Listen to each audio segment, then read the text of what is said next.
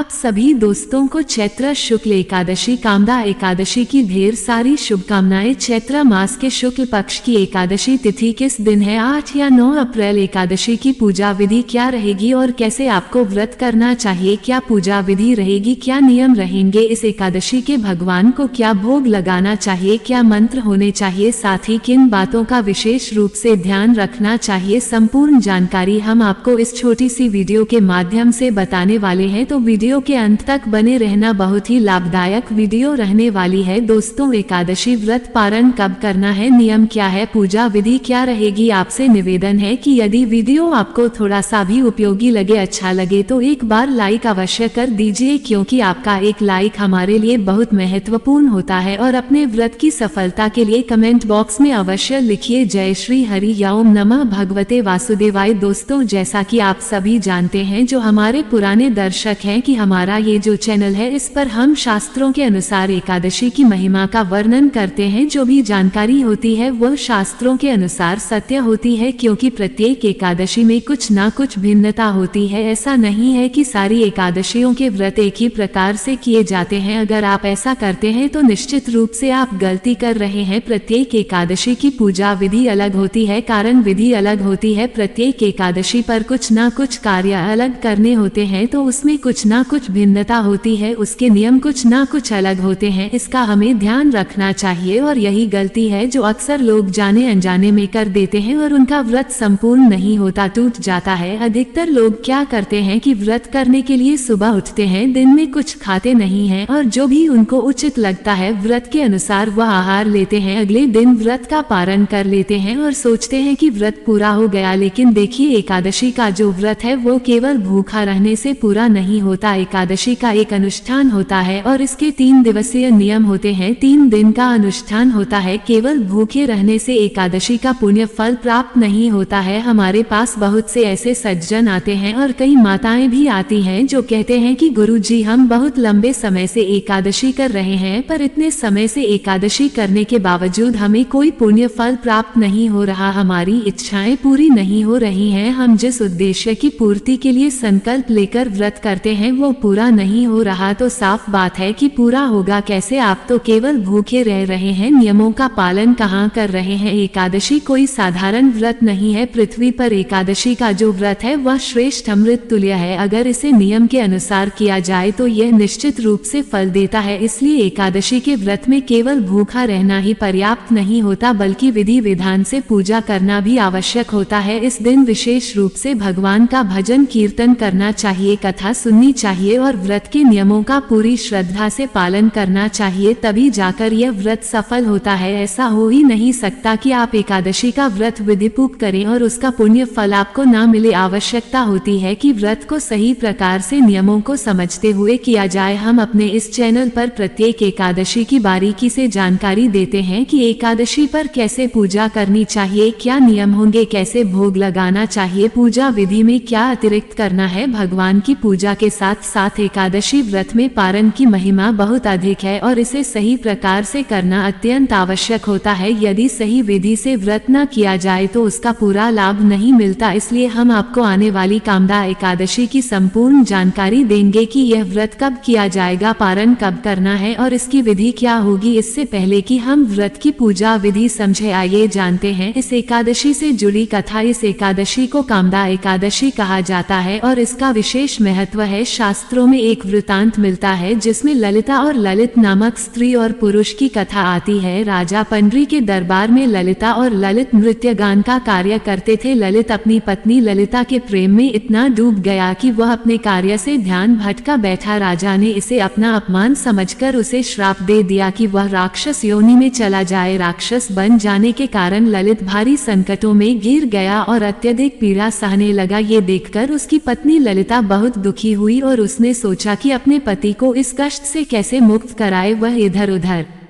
भटकती रही और इसी दौरान वो विंध्याचल पर्वत पर पहुंच गई। वहां उसकी भेंट आर्षी श्रृंगी से हुई। ललिता ने उन्हें अपनी पूरी व्यथा सुनाई और प्रार्थना की कि वे कोई उपाय बताएं जिससे उसके पति को श्राप से मुक्ति मिल सके। आर्षी श्रृंगी ने उसे बताया कि चैत्र मास के शुक्ल पक्ष की कामदा एकादशी के दिन सुबह जल्दी उठकर स्नान आदि करके व्रत का संकल्प करे, भगवान से प्रार्थना करे कि इस व्रत के पुण्य प्रभाव से उसके पति को राक्षस योनि से मुक्ति मिले। विधि विधान से भगवान का पूजन करे, पंचोपचार से पूजा करे और भगवान को गले की बर्फी का भोग अर्पित करे। सायकाल भजन कीर्तन करे और रात्रि में जागरण करे। अगले दिन द्वादशी को व्रत का पारण करे। आर्षी श्रृंगी ने आश्वासन दिया कि इस व्रत के पुण्य प्रभाव से ललिता के पति को अवश्य ही राक्षस योनि से मुक्ति मिलेगी। जब कामदा एकादशी आई तो ललिता ने बताए गए विधि विधान से व्रत किया और इसका संपूर्ण पुण्य अपने पति को समर्पित कर दिया। व्रत के प्रभाव से ललित तुरंत ही राक्षस योनि से मुक्त होकर सुंदर मनुष्य रूप में आ गया। न केवल उसे नया जीवन मिला बल्कि वह और ललिता ऐश्वर्य को भोगते हुए स्वर्गलोक चले गए। यही कारण है कि कामदा एकादशी का विशेष महत्व बताया गया है और तभी से इस व्रत को करने की परंपरा चली आ रही है। अब प्रश्न यह आता है कि इस व्रत को करना कैसे है। हमने कथा के माध्यम से इसकी महिमा समझाई और अब आपको इसकी पूजा विधि और नियम विस्तार से बताएंगे। तो देखिए, इस एकादशी के नियम दशमी तिथि से ही शुरू हो जाते हैं। दशमी तिथि को कुछ चीजों का त्याग करना आवश्यक होता है, जैसे मसूर की दाल, चने की दाल, हरी पत्तेदार सब्जियां, शहद, लहसुन और प्याज। ये सभी चीजें पूरी तरह वर्जित मानी गई हैं। इसके अलावा सायंकाल का भोजन ग्रहण नहीं करना चाहिए, ऐसा पुराणों में वर्णित है। यदि आप इस नियम का पालन कर सकते हैं तो बहुत अच्छा है और यदि किसी कारणवश नहीं कर पाते हैं तो भी दोष नहीं माना जाता। लेकिन यदि रात्रि भोजन करना हो तो उसमें लहसुन और प्याज जैसी तामसिक चीजों का प्रयोग न करें। रात्रि को दंत धावन करके सोएं और अगले दिन यानी एकादशी के दिन सूर्योदय से पहले उठने का प्रयास करें। यदि ब्रह्म मुहूर्त में उठ सके तो और भी अच्छा होगा, लेकिन कम से कम सूर्योदय से पहले अवश्य उठे। उठने के बाद स्नान करके भगवान भास्कर को जल अर्पित करें, क्योंकि यह खरमास की दूसरी एकादशी होगी, इसलिए इस दिन सूर्य देव की आराधना का विशेष फल बताया गया है। इसलिए इस दिन सूर्य देव को जल अर्पित करना बहुत शुभ माना जाता है। जल अर्पण के बाद अपने पूजा स्थल को स्वच्छ करें, पूजा सामग्री एकत्र करें और आसन लगाकर बैठे। अब बात आती है कि पूजा सामग्री में क्या क्या रखना चाहिए। अधिकतर सामग्री हर हिंदू परिवार में होती ही है, जैसे रोली मोली, पान, सुपारी, लौंग, इलायची, धूप और दीप। भोग के लिए गले की मिठाई हो तो उत्तम है, अन्यथा मिश्री या फल का भोग भी लगाया जा सकता है। इसके अलावा देवी देवताओं की तस्वीर, इत्र, फूलों की माला और भगवान श्री हरि की प्रतिमा या चित्र अवश्य होना चाहिए। भगवान के आसन के लिए चौकी हो तो अच्छा रहेगा और यदि पीला वस्त्र उपलब्ध हो तो उसे चौकी पर बिछाएं। यदि संभव हो तो कलश की स्थापना भी कर सकते हैं। एकादशी के दिन कलश स्थापना का भी विशेष महत्व बताया गया है, लेकिन ये वैकल्पिक है। यदि बड़े विधि विधान से पूजा करना चाहते हैं तो कलश रखें, अन्यथा केवल भगवान की तस्वीर रखकर पूजन करें। अब पूजन विधि के अनुसार सामग्री एकत्र कर लें और पूजा स्थल पर आसन लगाकर बैठ जाएं। पूजा शुरू करने से पहले जल से स्थान और सामग्री का शुद्धिकरण करें। एक फूल जल में डुबोकर सभी पूजा सामग्री और स्थान पर जल छिड़के, इससे स्थान और सामग्री पवित्र हो जाती है। इसके लिए निम्न मंत्र पढ़ा जाता है: ओम पवित्रो अपवित्रो व सर्वावस्थागतोपवा ये स्मृत पुंडरीकाक्षम सबाह्याभ्यंत सूच। इसके बाद भगवान की चौकी लगाएं और सबसे पहले भगवान की स्थापना करें। चौकी को शुद्ध करें और उस पर पीला वस्त्र बिछाएं। फिर भगवान को आसन प्रदान करें, फूल अर्पित करें और भावपूर्वक निवेदन करें कि भगवान इस स्थान पर विराजमान हो। इसके बाद भगवान की तस्वीर या प्रतिमा स्थापित करें और पूजा की अगली विधि शुरू करें। उसके बाद सीधे हाथ की ओर घी का दीपक जलाएं। घी के दीपक के लिए भी एक आसन रखें। आसन के रूप में एक पुष्प रखें और उसके ऊपर दीपक रखें, साथ ही धूप भी रखें। यह अनिवार्य रूप से स्थापित करना आवश्यक है। यदि आप कलश स्थापित करना चाहते हैं तो कर सकते हैं और यदि कलश उपलब्ध ना हो तो चिंता की बात नहीं, आप बिना कलश के भी पूजन कर सकते हैं। यदि कोई कहता है कि बिना चौकी के भगवान को स्थापित नहीं किया जा सकता तो ये गलत है। भगवान को आसन के रूप में पुष्प तो अर्पित किया ही जाता